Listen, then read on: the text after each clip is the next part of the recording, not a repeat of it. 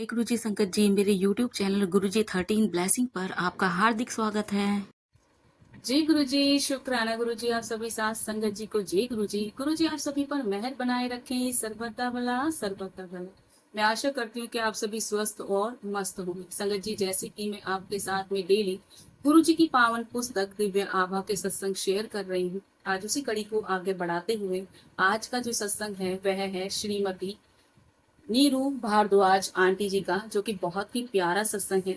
सत्संग सुनने के लिए मेरे साथ अंत तक बने रही। और जैसे कि हम सत्संग शुरू करने से पहले गुरु जी का मंत्र जाप करते हैं, वैसे ही करेंगे। आइए संगत जी, हम सब मिलकर गुरु जी का मंत्र जाप करते हैं। ओम नमः शिवाय, शिव जी सदा सहाय।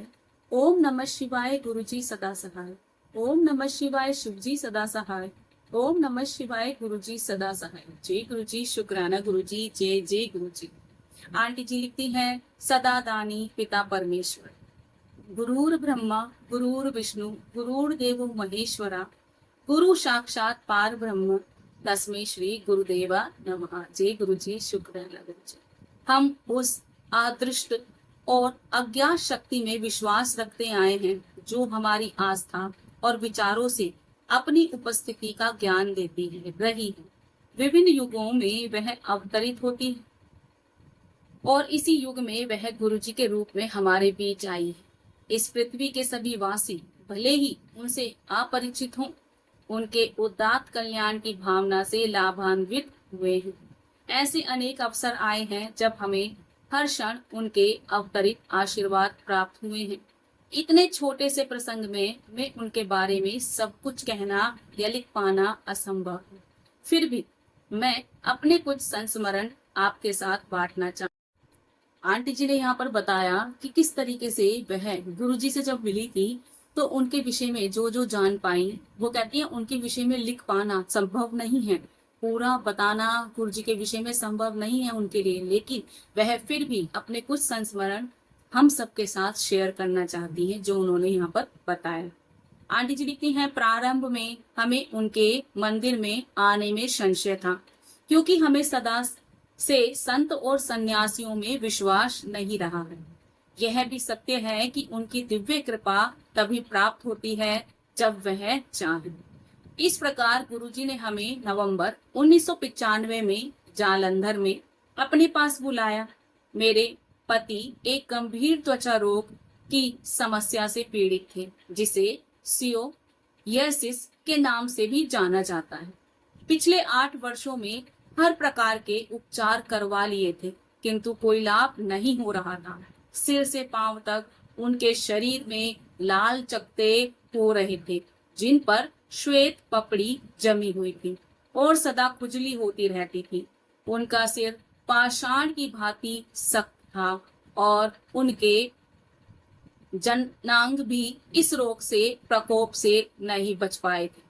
उनका मस्तिष्क बहुत ज्यादा कठोर था। उनका मानसिक कष्ट और बढ़ता जा रहा था। उनके परिचित भी उनके पास खड़े नहीं होना चाहते थे। कुछ और उपाय न होने के कारण हम हिचकिचाहट के साथ गुरुजी के दर्शन के लिए गए। पुनरावलोकन करते हुए मैं सोचती हूँ कि हम कितने भाग्यवान थे। प्रारंभिक दिनों में गुरुजी के हाथों से दिव्य प्रसाद की उत्पत्ति का दृश्य हमने 2 बार नहीं अपितु 6 या 7 बार देखा है। हमारी संदिग्ध मानसिकता की समाप्ति 1 जनवरी 1996 को हुई, जब गुरुजी ने मेरे पति को ताम्र लोटा लाने को कहा। उसे उन्होंने अभिमंत्रित किया और मेरे पति को उसमें से प्रतिदिन आधा जल पीकर शेष से स्नान करने को कहा। चमत्कारिक रूप से कुछ ही दिनों में वह पुनः स्वस्थ हो गए। जय गुरु जी, शुक्राना गुरु जी। आंटी जी यहाँ बताती हैं कि जब वो पहली बार गुरु जी के मंदिर गई थी तो उससे पहले वह बहुत परेशान थी। उनके जो पति थे उनको एक बीमारी थी, सोयासिस। ये एक बीमारी थी जो कि उनके पूरी बॉडी पर लाल चकत्ते हो जाते थे और इतनी खुजली होती थी, उनको इतनी इचिंग होती थी, बहुत ही बुरा हाल था। यहाँ तक कि ये नहीं कि उनकी बॉडी पर, ये पूरे शरीर पर ही वो पूरा फैल गया था। और कहती हैं कि उनका जो सर था वो पत्थर की भांति इतना सख्त हो गया था, जैसे पत्थर होता है ऐसे उनका सर हो गया था। यहाँ तक कि वो कहती कि वो इतने मानसिक कष्ट से गुजर रहे थे, वो तो वो ही जानती हैं। साथ में जो उनके रिलेटिव्स थे, जान पहचान के लोग थे, वो भी उनसे दूर भागते थे, उनके पास खड़े नहीं होते थे। आंटी जी कहती हैं हमें बड़ी हिचकिचाहट होती थी, हमने हर तरीके से ट्रीटमेंट करा लिया लेकिन कोई फायदा नहीं हो रहा था। और जब हम परेशान हुए तब हम गुरु जी के पास पहुंचे। जब गुरु जी के पास पहुंचे तो आंटी जी कहती है मैं उन चीजों को, उन दिनों को जब याद करती हूँ, तब वह कितने सौभाग्यशाली थे हम, जब गुरु जी ने हमें अपने चरण कमलों से लगाया था। आंटी जी बताती हैं 1 जनवरी 1996 को जब गुरु जी से वो मिली है, तो गुरु जी ने 1 जनवरी 1996 को उनके पति को ठीक करने के लिए, जैसे कि आप सभी जानते हैं, ताम्र लोटा मंगाया। ताम्र लोटा जो मंगाया गया तो उससे क्या था कि उसको अभिमंत्रित किया करते थे गुरुजी, और उसके जल को आधा भरकर रात में भरकर रखना होता था उसमें जल। सुबह उसका सेवन करना होता था, आधा जल पीना होता था और आधे जल से स्नान करना होता था। और आज भी ये प्रथा चली आ रही है संगत जी। अगर आप गुरुजी से जुड़े हुए हैं और आपको ऐसे कष्ट हैं तो आज भी वहां पर लोटा ब्लेस कराया जाता है और उसमें रात को भरकर रखा जाता है, पानी जल से भरकर रखा जाता है, स्वच्छ जल से, और सुबह उसमें आधा पीकर आधे से स्नान कर लिया जाता है। वो आज भी चला आ रहा है। जिस समय गुरुजी के समय से वो आज भी वैसे ही प्रथा चली आ रही। अंकल जी वैसा ही किया करते थे। आंटी जी कहती हैं कि हमने कई बार गुरु जी को दिव्य प्रसाद भी देते हुए देखा है, और हमने एक बार नहीं, कम से कम 6 या 7 बार ऐसा उनको दिव्य प्रसाद प्रकट करते हुए देखा है। और कहती हैं कि जैसे जैसे ताम्र लोटे से उन्होंने जल पीना शुरू किया उनके हस्बैंड ने, अंकल जी ने, तो वो स्वस्थ होते चले गए। जय गुरु जी, शुक्राना गुरु जी। देखिए, जहाँ डॉक्टरों की डॉक्टरी फेल हो जाती है ना, वहाँ हमारे गुरु जी के चमत्कार शुरू हो जाते हैं। चमत्कार क्या, उनकी लीला है। वो कब क्या करेंगे क्या नहीं करेंगे हम नहीं जानते, सब कुछ करने वाले वही हैं। जय गुरु जी, शुक्राना गुरु जी। आंटी जी आगे लिखती हैं, अंतरस्राव समस्या की मुक्ति। उन्हीं दिनों मेरा हाइपोथायराइड का उपचार चल रहा था। मैं प्रतिदिन एल्ट्रोक्सिन की 2 गोलियां लेती थी, जो बहुत अधिक मानी जाती थी। एक दिन मैं गुरुजी के चरणों में बैठी हुई थी कि उन्होंने कहा, नीरू आंटी, तेरा हार्मोनल प्रॉब्लम ठीक कर देता।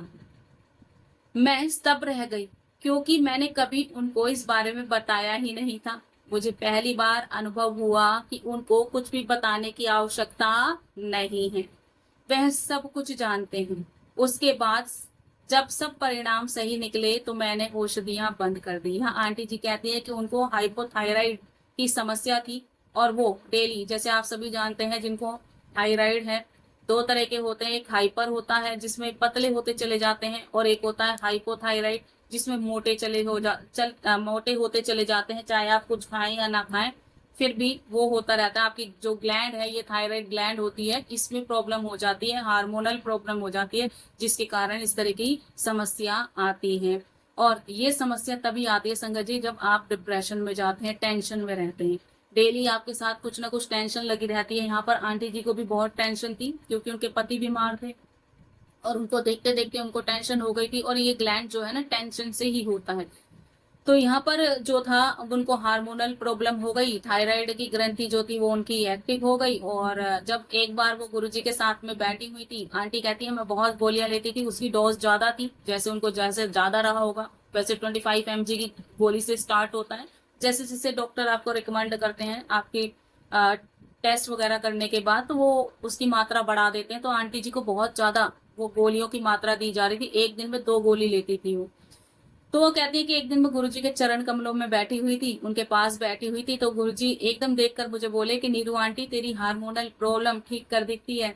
तो आंटी जी कहती है मैंने तो कभी उनको बताया ही नहीं कि मुझे ये समस्या है, लेकिन जब मुझे आभास हो गया, अनुभव हो गया कि गुरुजी को बताने की कुछ आवश्यकता नहीं है, वो तो सब जानते हैं। और आंटी जी कहती हैं उसके बाद जब उन्होंने अपना टेस्ट कराया तो सभी के सभी टेस्ट बिल्कुल सही आए थे, और बाद में उन्होंने अपनी औषधियां बंद कर दी थी। यहाँ पर आंटी जी का थायराइड, जो कि कहते हैं ना, 2 चीजें ऐसी हैं जो आपकी कभी खत्म नहीं होती। एक शुगर के लिए बोलते हैं, शुगर जो जिसको लग जाए वो कभी खत्म नहीं होती, आप जब तक मरने तक आप दवाइयां खाते रहिए। ऐसे थायराइड के मरीज होते हैं, उनके लिए भी यही है। जब तक आप जीवित हैं, जब तक आपको दवाई खानी है। तो यहाँ तो गुरुजी ने उनकी दवाइयाँ, ये कह सकते हैं दवाइयाँ बंद कर दी। इट मीन्स उनका थायराइड जो था जड़ से खत्म कर दिया। जी गुरुजी, शुक्राना गुरुजी। फिर पंचकुला में रहते हुए मुझे कुछ स्त्री रोग संबंधित समस्याएं हो गई। औषधियों से उनका निवारण नहीं हो पा रहा था। मुझे रात को 10-12 बार लघु शंका निवारण के लिए उठना पड़ता था। कुछ अन्य समस्याएं भी थी। इनके कारण मैं ठीक से सो नहीं पाती थी और फिर दिन भर व्याकुल रहती थी। गुरुजी उस समय दिल्ली में थे। संयोग से मेरे पति को दिल्ली कार्यालय संबंधित एक भेंट के लिए जाना पड़ा। मैंने उनके साथ जाने की योजना बनाई जिससे हम शाम को गुरुजी के दर्शन कर सके। हमने अपनी छोटी बेटी को यह सोचकर घर पर छोड़ दिया था कि अगले दिन सुबह तो लौट ही आएंगे, परंतु उस दिन शाम को गुरुजी ने दर्शन के पश्चात जब हम उनसे चलने की आज्ञा ले रहे थे, हमें 4 दिन और रहने के लिए कहा। आनंदित होकर हमने तुरंत हामी भर दी। हम वहां 4 दिन रहे और चाय और लंगर प्रसाद का आनंद उठाया। चौथे दिन उन्होंने हमें जाने की अनुमति दी। घर आकर मैं चैन से सो पाई। मुझे आभास हुआ कि उन्होंने हमें रोग से मुक्त कर दिया है। 1 सप्ताह के बाद हम पुनः उनके दर्शन के लिए जा सके। मिलने पर पहली बात उन्होंने मुझसे कही, नीरू आंटी, सुसु ठीक हो या? सब हंस पड़े। जब मैंने उनके चरण स्पर्श किए तो उन्होंने बताया कि उन्होंने मेरे उदर के अबूर्द का उपचार कर दिया था। मैंने तो उनको इस बारे में कभी बताया ही नहीं था। जय गुरुजी, शुक्राना गुरुजी। यहाँ आंटी जी कहती हैं कि उनको इंटरनल प्रॉब्लम हो गई थी और जैसे कि थायराइड ठीक कर दिया था गुरुजी ने। उसके बाद कहती है आंटी जी, जब वो पंचकुला में रहते थे तो उसी समय उनको स्त्री रोग कोई समस्या हो गई थी और वो बार बार लघु शंका के लिए वॉशरूम जाती थी। बार बार 10-12 बार वो टॉयलेट जाती थी। रात को सो नहीं पाती थी, बड़ी परेशान रहती थी और रात को नींद नहीं आती तो दिन भर आप परेशान रहते। तो आंटी जी के साथ भी यही था। वो कहती कि एक दिन इनके पति को दिल्ली में किसी कार्यालय से, ऑफिस के कार्य से जाना था दिल्ली। तो जब इन्होंने देखा कि पति वहां पर जा रहे हैं तो इन्होंने योजना बना ली कि गुरुजी के दर्शन भी करते आएंगे। अब ये गुरुजी के जब दर्शन करने गई तो कहती है कि जब हम गुरुजी के दर्शन करने गए तो हम अपनी छोटी बेटी को, जो उनकी बेटी थी, उनको वहीं पर छोड़ गए, घर पर ही छोड़ गए और ये सोचा कि शाम तक तो लौट आएंगे या सुबह तक लौट आएंगे। जैसे शाम को गए थे तो सुबह तक तो हम लौट ही आएंगे। लेकिन जब शाम हो गई और उन्होंने गुरुजी से चलने की आज्ञा ली, और आप सभी जानते हैं गुरुजी आज्ञा तभी देते थे जब वो उपयुक्त समझते थे। गुरुजी की आज्ञा के बिना आप वहां से उठकर नहीं जा सकते। अब आंटी जी और अंकल जी ने वहां से जाने के लिए विदा मांगी तो गुरुजी ने उनको बोल दिया कि 4-5 दिन तक यहीं रहो, क्योंकि उनका ट्रीटमेंट करना था, उपचार करना था। आंटी जी कहती है हमने तुरंत हामी भर दी। हम बड़े खुश हुए। वहां 4-5 दिन तक वो रहे और चाय प्रसाद और लंगर प्रसाद जैसे आप सभी जानते हैं, कहती हैं हमने उनका आनंद उठाया और चौथे दिन उन्होंने हमें जाने की अनुमति दे दी। 3 दिन रखा और चौथे दिन जाने की आंटी जी को अनुमति दे दी। घर आकर मैं पहली बार चैन से सोई और मुझे आभास हो गया कि मेरा जो रोग था, 10-12 बार वो वॉशरूम जा रही थी, वो खत्म हो गया। अब 1 सप्ताह के बाद फिर वो गुरुजी के दर्शन करने के लिए पहुंचे। तो जैसे ही वो गुरुजी के पास पहुंचे तो गुरुजी ने पहली बात उनसे कही कि नीरू आंटी, सुसु ठीक की था? मतलब तुम्हें सुसु ठीक, सॉरी। कहते पूरी संगत जोर से हंस पड़ी, जितने भी बैठे थे सब जोर से हंस पड़े।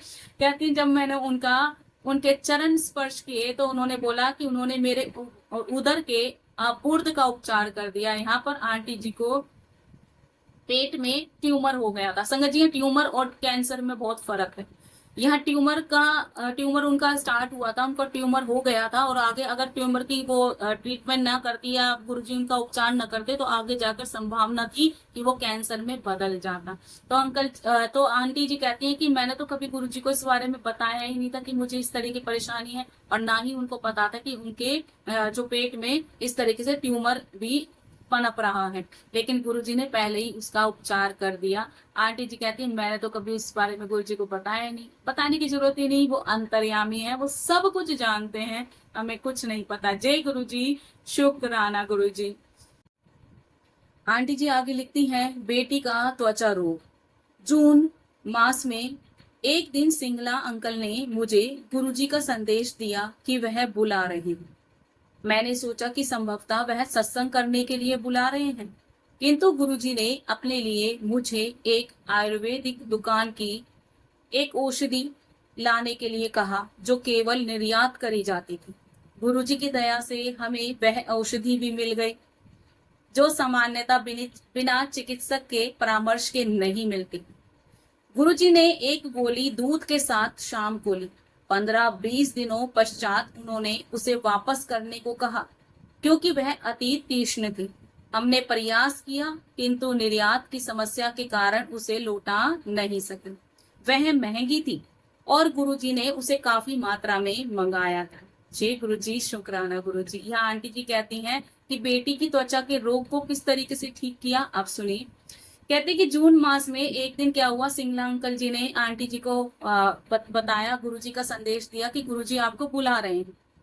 अब आंटी जी को लगा शायद वो सत्संग करने के लिए बुला रहे हैं। जैसे कि आप सभी जानते हैं गुरुजी के टाइम में जब किसी कोई संगत ब्लेस होती थी तो वो गुरुजी उनको बोला करते थे खड़ी हो जाए या खड़े हो जाओ अंकल, सत्संग शेयर करो। तो आंटी जी को लगा शायद वो सत्संग शेयर करने के लिए बुला रहे हैं। लेकिन जब उनको एक संदेश और प्राप्त हुआ कि गुरुजी ने किसी आयुर्वेदिक दुकान से, पर्टिकुलर एक दुकान से उनको औषधि लाने के लिए बोली है, एक दवाई लाने के लिए बोली है। अब आंटी जी यहाँ कहती हैं वो केवल निर्यात होती थी, मतलब भारत से वो दूसरे देशों में बेची जाती थी, भारत में वो उसका प्रयोग नहीं किया जाता था। अब क्या हुआ, और वो अगर भारत में प्रयोग की जा रही है तो बिना चिकित्सक जो डॉक्टर है उसकी परामर्श के, डॉक्टर अगर एडवाइस नहीं दे रहे हैं, उन पर्चे पर नहीं लिखा, स्लिप पर नहीं लिखा, तो आपको वो दवाई नहीं मिलेगी। तो यहाँ पर वो जो दवाई थी बिना डॉक्टर की परमिशन से आपको प्राप्त भी नहीं हो सकती थी। लेकिन गुरुजी की मेहर है, गुरुजी की कृपा से वो दवाई आंटी जी को मिल गई और वह उन्होंने लाकर गुरुजी को दे दी। गुरुजी ने एक गोली दूध के साथ शाम को ली और 15-20 दिन तक वो दवाई अपने पास रखने के बाद आंटी जी को बोला कि इसको निर्यात कर दो। अब वो निर्यात तो होएगी नहीं, काफी मात्रा में मंगाई गई थी, लेकिन वो समस्या थी तो आंटी जी ने वो निर्यात नहीं की, लौटा भी नहीं सकी क्योंकि काफी महंगी भी दवाई थी और गुरुजी ने काफी मात्रा में भी वो मंगा ली थी। पर जैसी गुरुजी की इच्छा शिरोधाई, आंटी जी ने वैसे ही किया। अब क्या हुआ, उनकी बेटी का उपचार करना था तो इसलिए लीला रचाई गई थी। अगस्त के अंत में मेरी बेटी, छोटी बेटी तान्या, जो उस समय 8वीं कक्षा में थी, उसके मुख पर चकत्ते हो गए।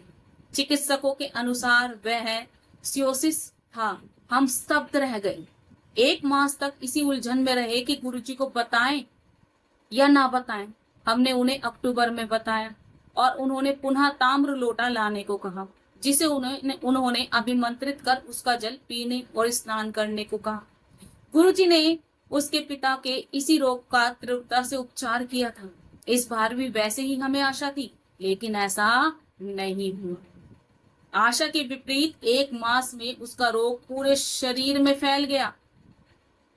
शारीरिक रूप से रोगग्रस्त होते हुए वह अति मानसिक रूप से सशक्त थी। उनकी दया से वह सदा उत्साहित और आशावादी रही। इस अवधि में गुरुजी कहीं चले गए थे और उनसे संपर्क करना संभव नहीं था। पड़ोसियों से लेकर तान्या की मुख्य अध्यापिका तक सबने उसकी भलाई के लिए शीघ्र कुछ करने को कहा, परंतु हमारे कुछ कहने से पूर्व भी वह कहती थी उसके गुरुजी ही उचित समय आने पर उसका उपचार कर देंगे। जय गुरुजी, शुक्राना गुरुजी।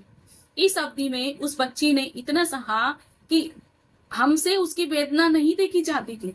उसके सिर पर भी खड़े चकत्ते हो गए थे और वह बाल तक नहीं बना पाती थी। ऐसी विपदा के समय उसकी दया का प्रभाव अधिक देख सकते हैं। उन्होंने एक छोटे से बच्चे को इतना साहस और सामर्थ्य प्रदान किया था। जय गुरु जी। कर्म, संगत जी, कर्म हमारा पीछे नहीं छोड़ती। पता नहीं कौन से जन्म के कर्म थे जो गुरु जी ने उस बच्चे को इतना सामर्थ्य दिया कि वो बच्चा सब कुछ सह गया। बहुत ही क्या बोले संगत जी, छोटा बच्चा किस तरीके से उसने वो सब चीजें जी हैं। वहां आंटी जी यही कहती हैं कि जो छोटी बेटी थी उनको भी वैसे ही समस्या हो गई थी जो इनके पति को हुई थी, सिरोसिस की। शरीर में चकत्ते हो गए थे, पूरी बॉडी में हो गए थे अंकल जी को। यहाँ पर उनकी बेटी की जो शुरुआत हुई थी वो चेहरे से हुई थी, उनके चेहरे पर वो चकत्ते हो गए थे और धीरे धीरे जब डॉक्टरों को जब उन्होंने दिखाया कि क्या हुआ है, उन्होंने सोचा शायद ये वैसे ही कुछ हुआ होगा। जब डॉक्टरों को दिखाया तो उन्होंने बताया कि इसको भी सिरोसिस की परेशानी है। अब वो तो अचंभे में आ गए कि ये क्या हो गया, पहले पिता को था। अब जैसे गुरुजी को वो समझ नहीं पा रहे थे, गुरुजी को बताएं या ना बताएं, लेकिन गुरुजी को जब बताया तो गुरुजी ने तांबे का लोटा रेस करके दे दिया, नहाने और पीने के लिए दिया, कहा गया जैसे। अब परिवार वालों को यह था, आंटी जी और उनके हस्बैंड को यही था कि जिस तरीके से गुरुजी ने इनके पति के रोग को तुरंत ठीक कर दिया, वैसे ही बेटी का रोग भी ठीक हो जाएगा। लेकिन ऐसा नहीं हुआ।